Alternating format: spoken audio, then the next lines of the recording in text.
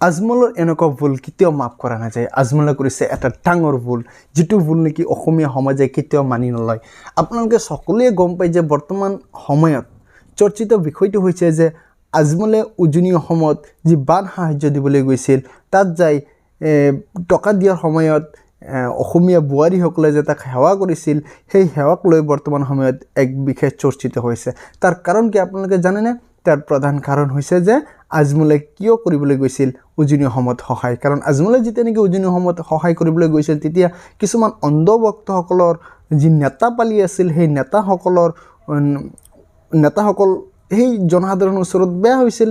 তাৰমানে মূল বিষয়টো হৈছে যে আপোনালোকে সকলোৱে গম পায় যে উজনি অসমত যি 4টা ডিষ্ট্ৰিক্ট যোৰহাট, গোলাঘাট, চৰাইদেউ এইসমূহ ডিষ্ট্ৰিক্টত যে বানপানী হৈছিল, বানপানীৰ ফলততো সমূহ মানে ক'বলৈ গ'লে শেষ হৈছে, ইমান ডেষ্ট্ৰইড হৈছে, ইমান ক্ষতি হৈছে, ঘৰ দুৱাৰৰ পৰা আৰম্ভ কৰি টকা পইচা, ডকুমেণ্ট চব বস্তু একেবাৰে পানী একদম উৰাই লৈ গ'ল, খতম কৰি দিলে।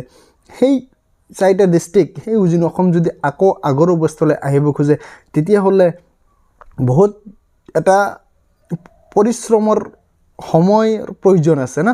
তো এইসমূহ বিপদ চাই যেতিয়া এতিয়া মুছলিম লিডাৰ বুলিয়ে ক'ব লাগিব, কাৰণ আমাৰ অসমৰ মুছলিমসকলৰ যি লিডাৰ আছিল বদৰুদ্দিন আজমল ডাঙৰীয়া, সি মানৱতাৰ খাতিৰত উজনি অসমত যাই পিনে যি সহায় কৰিছিল, এই সহায়টো কিছুমান নেতাপালিয়ে মানি ল'ব পৰা নাছিল। কাৰণ তেখেতেতো ইমান ডাঙৰ সহায় কৰিবৰ কাৰণে বহুত সাহস নাছিল।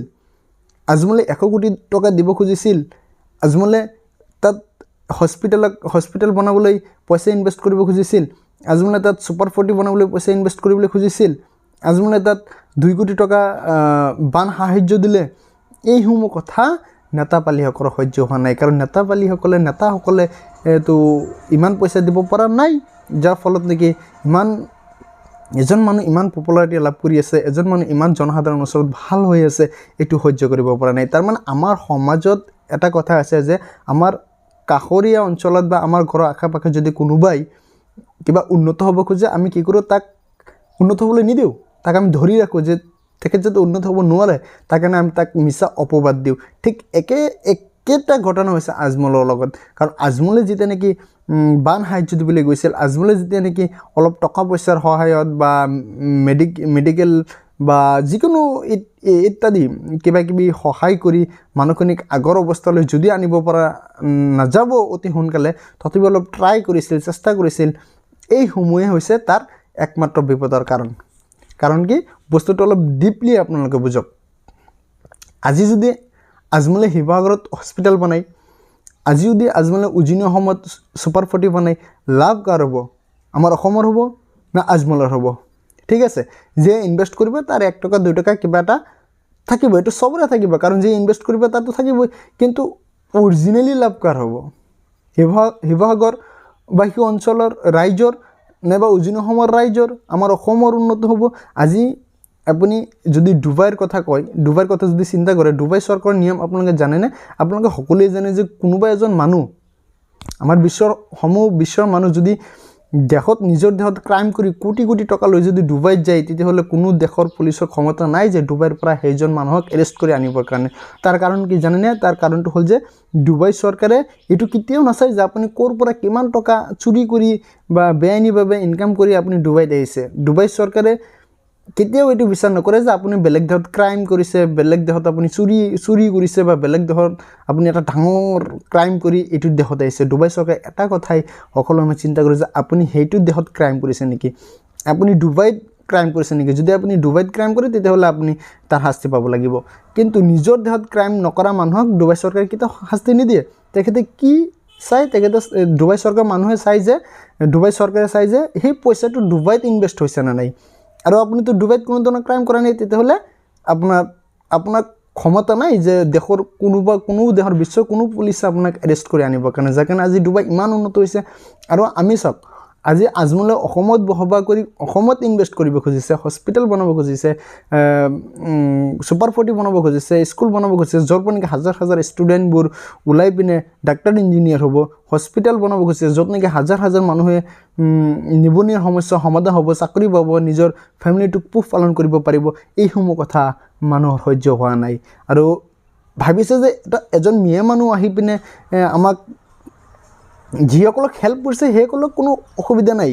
যিসকল সমালোচনা কোনে কৰি আছে আপোনালোকে চেষ্টা কৰক, যিসকলক হেল্প কৰিছে সেইসকলক সমালোচনা কৰিছেনে? নাই কৰা। সমালোচনা কোনে কৰিছে? কিছুমান সংগঠন, কিছুমান নেতাসকলে। আৰু সেইসমূহ সংগঠন বা সেইসমূহ নেতাসকলক আপুনি প্ৰশ্ন কৰক যে আপোনালোকে কিমান সহায় কৰিলে, আজমলৰ নিচিনা সহায় কৰিব পাৰিছেনে? যাৰ ফলত নেকি জ্বলন হৈছে, যি জ্বলনৰ পৰিণাম এয়া হৈছে। সেইকাৰণে মানুহক ইমান সহজে হেল্প কৰিব নালাগে। মানে লাজ লাগি আছে, মই এজন মুছলিম হিচাপে মোৰ লাজ লাগি আছে যে তাত যাই পিনে তাৰ কিবা লাভ হৈছে, 2 কোটি টকা 3 কোটি টকা বা 1 কোটি টকা যিমানে নিদিয়ক কিয়, তাত দি পিনে তাৰ কিবা লাভ, বদৰুদ্দিন আজমলৰ কিবা লাভ হৈছে নেকি? লাভ মানে কি? ই মানুহৰ হৈ কাম কৰিব খুজিছে, যাৰ ফলত নেকি আজি এনেকুৱা এটা অৱস্থা চিটুৱেশ্যনত আহি পৰিছে। চাওকচোন আজি কি এটা অৱস্থা হৈছে উজনি অসমত। পাৰিবনে ইমান সোনকালে আগৰ অৱস্থালৈ আহিবৰ কাৰণে? উজনি অসমৰ যি 4টা ডিষ্ট্ৰিক্ট পানীত নেকি একদম বাকি গৈছে। যিমানে চৰকাৰে হেল্প কৰক, চৰকাৰে কিমানকৈ দিব? এজন মানুহক 20,000, 30,000, 25,000, 5,000 দিবনে? আচ্ছা, ইমান দিয়াৰ ফলত নেকি আগৰ অৱস্থালৈ আহিব পাৰিব? নোৱাৰিব। অনলি মাত্ৰ চৰকাৰৰ সাহায্যৰে সেইখিনি মানুহ আগৰ অৱস্থালৈ আহিব নোৱাৰে, যাৰ ফলত নেকি আমাৰ ভাৰতৰ সমূহ মানুহৰ সহায় কৰিব লাগিব।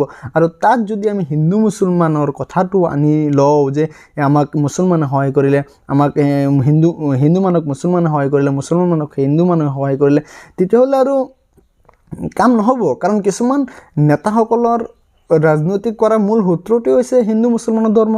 এতিয়া বৰ্তমান সময়ত যি দেখা পাইছে যে হিন্দু মুছলমানৰ যি ভাতৃত্বমূলক যি এটা সম্পৰ্ক দেখা পাইছে, মিলাপ্ৰীতি দেখা পাইছে, যে ভৱিষ্যততো অৱস্থা বেয়া আছে, যাৰ কাৰণে আজি চৰকাৰে তথা কিছুমান অন্ধভক্ত নেতাসকলে, অন্ধভক্ত মানুহসকলে আজি এনেকুৱা কুমন্তব্য দিছে। এবাৰ আপুনি নিজৰ শুদ্ধ বিবেকেৰে চিন্তা কৰকচোন, আমি সঠিক ৰাস্তাত গৈ আছোঁনে নে আমি বেলেগ ৰাস্তাত গৈ আছোঁ? আমি আমাৰ অসমখন উন্নত কৰাৰ কাৰণে আমি সঠিক ৰাস্তা গৈ আছোঁ নে বেলেগ ৰাস্তাত গৈ আছোঁ? যি পৰিস্থিতিত লৈ গৈ আছে, লৰুণজ্যোতি ডাঙৰীয়াৰ কথা শুনিলোঁ যে লৰুণজ্যোতি ডাঙৰীয়াই ক'লে যে অসমীয়া বোৱাৰীৰ স্বাভিমান লৈ খেলা কৰিছে, অসমীয়া বোৱাৰীৰ ইজ্জত লৈ খেলা কৰিছে। আৰে ভাই, ডাঙৰ এটা মুৰব্বী মানুহ পইচা লৈছে, সেৱা কৰিছে, কেছ। আৰু কিছুমান নিউজ চেনেলসকলে তাত যাই পিনে সুধিছে আপোনালোকক কি জোৰ কৰি সেৱা কৰিবলৈ কোৱা হৈছিল নেকি? কি কৈছে আপোনালোকে? ফেচবুকততো আপোনালোকে পায়, স্পষ্ট কৈছে যে নাই, আমি ইচ্ছাকৃতভাৱে সেৱা কৰিছোঁ। তে সেৱা কৰাটো কোনোতো অন্যায় নহয়, পাপ নহয় ন? আৰু বদৰুদ্দিন আজমলৰ এতিয়া যদি ক'বলৈ যাওঁ, শুনাত বেয়া শুনা যায়, সি এনেকুৱা কেৰেক্টাৰৰ মানুহ নেকি যে ইমান এটা বয়াল মানুহ নেকি যে ইজ্জত লৈ খেলা কৰিব? কি লাভ আছে? তো আমি কিয় এনেই নিজৰ স্বাৰ্থৰ কাৰণে এনেই কিয় এইবোৰ কথা চিন্তা ভাৱনা কৰোঁ? অলপ ইমাজিন কৰক আৰু আমাৰ অসমৰ কথা চিন্তা কৰক। অসমখন আগুৱাই লৈ যাবলৈ চেষ্টা কৰক। এনেকুৱা হিন্দু মুছলমানৰ ভেদাভেদ সৃষ্টি কৰি এনেকুৱা ভাবিলে নহ'ব যে মাইনৰিটি মানুহখিনি হ'ল মুছলমান মানুহ, আমি ইচ্ছা কৰিলে সিহঁতক খেদিব পাৰিম, ইচ্ছা কৰিলেই আমি সিহঁতক মাৰিব পাৰিম, পিটিব পাৰিম। লাভ কি হ'ব? এজন মুছলমান মানুহ পালোঁ, তাক ধৰি ঠিকছে পিটিলোঁ, গালি পাৰিলোঁ, কিবা লাভ হ'ব নেকি? আমাৰ অসমৰ কাৰণে লাভ হ'ব নেকি? লাভ নহয়। নিজে পপুলাৰিটি হোৱাৰ কাৰণে, নিজে ভাইৰেল হোৱাৰ কাৰণে মানে কেনেকুৱা মগজু লৈ আমাৰ অসমত কিছুমান মানুহে বসবাস কৰি আছে। জাষ্ট এবাৰ ইমাজিন কৰক। কি কয় আপোনালোকে? কমেণ্ট কৰি জনাব। ধন্যবাদ।